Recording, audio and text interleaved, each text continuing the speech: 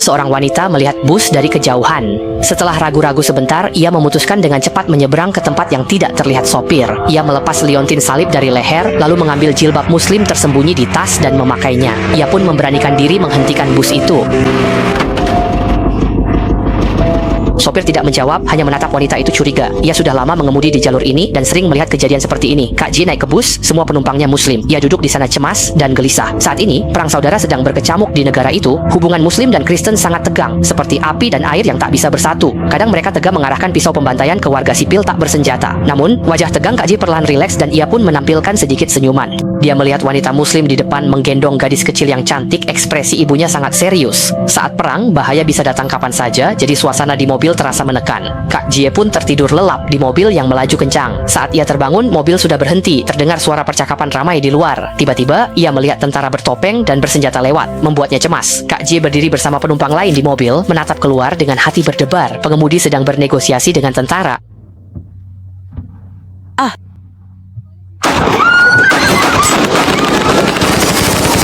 Jian bereaksi cepat, merunduk menghindari tembakan pertama. Sebagian besar orang di kendaraan terkena tembakan dan tergeletak di tanah. Suster K menoleh, melihat ibu dan anak perempuannya yang berlumuran darah. Sang ibu memeluk erat gadis kecil itu. Ia mendengar keributan di luar kendaraan. Tentara di luar sedang melakukan sesuatu. Beberapa orang selamat di mobil sudah di puncak ketakutan. Seperti domba menunggu disembelih, pasrah menerima nasib. Suster K sedikit mengangkat pandangan, melihat tentara di luar bercanda dan tertawa. Tak peduli masih ada orang hidup di mobil. Saat itu, sang ibu mengangkat kepala. Suster K juga mendongak mendengar suara. Sepertinya ada orang naik ke atap mobil. Dari jendela belakang terlihat tentara mengangkut drum bensin ke atap, lalu mulai menyiramkan bensin. Orang-orang di mobil makin panik. Jika lari keluar pasti ditembak. Tinggal di sini berarti mati terbakar. Jalan buntu. Yang bisa bergerak hanya Suster K, ibu, dan anak perempuannya. Mereka berdesakan di pintu mobil menghindari bensin bocor dari lubang peluru. Tiba-tiba Suster K mengeluarkan salib.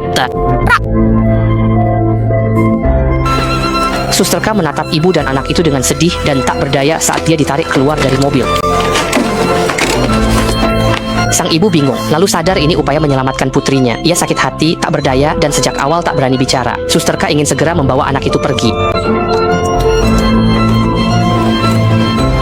Tentara menembak dan membakar mobil, sementara gadis kecil itu tidak tahu ini upaya penyelamatan dan terus memanggil ibunya. Tentara mulai merebut anak itu, Suster K melindunginya, tapi tentara semakin banyak. Gadis kecil itu tiba-tiba kuat, melepaskan diri dan berlari ke ibunya di tengah api. Kini hanya Suster K duduk di depan bus besar terbakar bersama gadis kecil yang belum mengerti. Alasan gadis itu berlari ke kematian sangat sederhana, karena ibunya di sana. Setelah api padam, yang tersisa hanya tumpukan arang hitam, namun tatapan penuh semangat dari mata-mata itu, ibu, anak, dan Suster K lebih mirip keyakinan daripada ayat suci manapun.